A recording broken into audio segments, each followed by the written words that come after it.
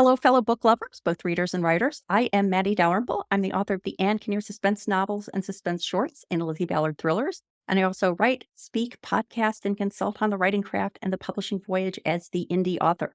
And you can find out more about me at mattydalrymple.com and at theindyauthor.com.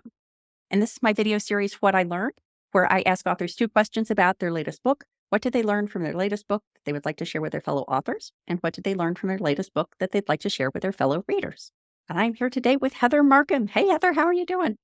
Hey, I'm great. How are you? I'm really good. I'm pleased to have you here. And to give our viewers a little bit of background on you, Heather C. Markham is an engineer, assistive technology professional, educator, ADA architectural barrier specialist, golfer, competitive ParaSurfer, public speaker, and award-winning international photographer.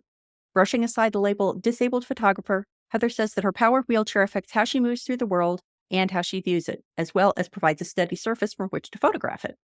She currently lives in Phoenix, Arizona with her supersnuggly Maine coon cat, and her latest book is Rough Waters: From Surviving to Thriving with Progressive Muscular Dystrophy.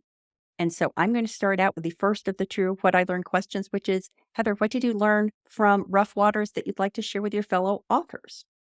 So what I want to share with my fellow authors, I actually wrote a whole other book. And it sat for a really, really long time. And what I want to share with other authors is get a good team. Because when I switched teams and got the right people in place, I ended up with an amazing developmental editor. And I have to tell you that she asked me hard questions like, why is this story in here? How can you name 8 million people? You can't possibly have all of those people being, critical to your story.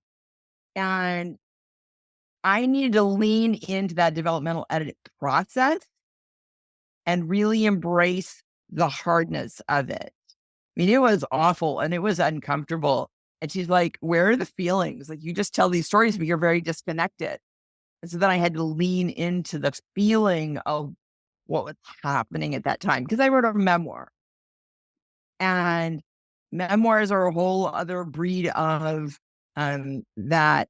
And I recommend that if you decide to write a memoir, try to not choose to go through trauma therapy at the same time, which is actually what I did. And I was in the process of doing, and so it was a double whammy of stuff, but I really needed the editing. And I really needed the outside voice, someone who didn't know me, right, but only knew me through my book and through my stories. And so she had great perspective on what needed to be and not be there. And as a professional, I trusted her. So find your team, find the team that really has your best interests at heart and lean into that process. I think that idea of both hearing the hard things and they have your best interests at heart is a really good combination, because you don't want people who are going to be hammering you with hurtful input. On the other hand, you don't want to surround yourself with a bunch of yes people who are just there to tell you that your book is just fine, exactly the way it is, and things like that. So finding that balance can be a real challenge. It can be a real challenge. And my first team was all about yes people who that just sat on it.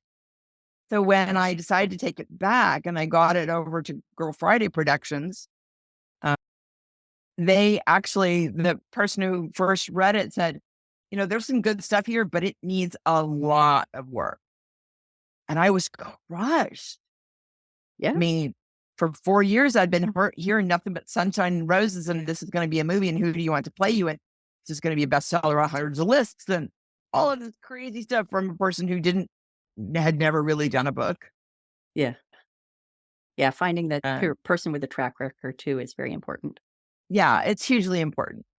And so I benefited greatly from that. Yeah. And I'm glad I leaned into the process. So you had mentioned that you were going through trauma therapy. Did you find that there are obviously difficulties of doing these at the same time? Did you find in any way that writing the book helped you get past the trauma that you were experiencing? So it was the rewrite, because I had been the book goes from roughly 2002 to 2017. And the the book gave me a place to work out some of the stuff that we'd been talking about in trauma therapy. And trauma therapy gave me a place to talk about some of the stuff that was happening in the book. And so they were actually good to go together. It was just really, really difficult. Yeah, that's a lot. It's a lot to get through.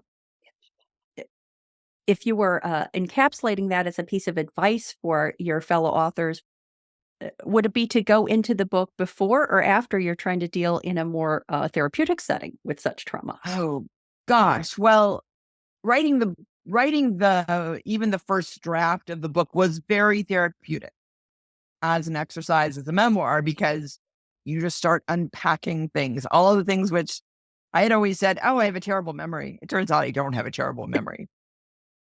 It turns out I remember a lot of stuff.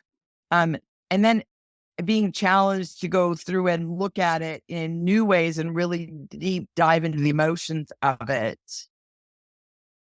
Boy, everyone's so different. Yeah. I don't know. Yeah. I was in a position that after therapy, I was able to really just go curl up in my bed and cry for an hour, which is also very therapeutic. Yeah. Yeah, I guess it's never possible to really give the definitive answer, but just to pose the question that people should be asking themselves before they embark on such an endeavor. Right. And, it's something to consider. And Yeah. I don't know that I would do it differently now because I needed to do both of those things. And I'm 55. I kind of want to get on with my life, Yeah. So that's all great food for thought for your fellow authors to consider. How about your fellow readers? What lesson did you learn from Rough Waters that you'd like to share with your fellow readers? Everyone has a story, and everyone has a story that's really worth sharing. And what's important is that you can share any depth of the story that you want. In a memoir, someone said, wow, you told really personal stories. Yeah. Really personal stories. Do you really want to talk about having breast cancer and about what it felt like to wake up in the hospital and have lost one breast and how you felt when you look, do you really want to get into that? Like, ugh. And I said, not going to write anything in here that I'm not going to talk about on a book tour. That was my idea going in. And so there are still stories that I have, which only my very, very, very closest, like one or two people know the depth, and that's okay. Not everyone knows to know all the depths of your story, and you get to choose, but everyone has a story worth telling. I like that idea of having a question that you ask yourself to decide what goes in and what does not go in, and having that be what are you going to discuss on your book tour? Even before I knew that there would be a book tour, even before I knew I would get to talk to people like you. Yeah. It's It's like having a book cover before there's a book. Gives you that inspiration. Right. Have you had reader feedback on the book yet? I have gotten very widely varied feedback, which has been really interesting. Some people I know are like, wow, it was so good. Like all I did was read and sleep and read it the next day and I was done in a day and a half. And I was like, wow.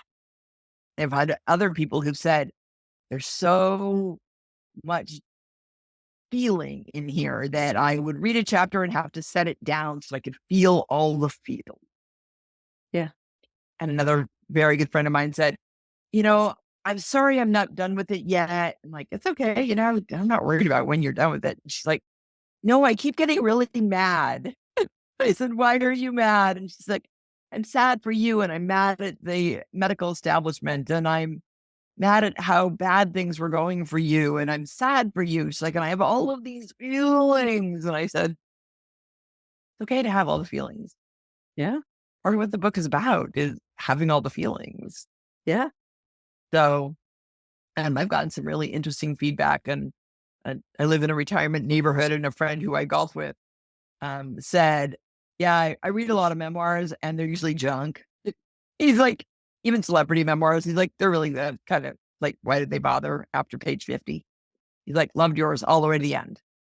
Oh, nice.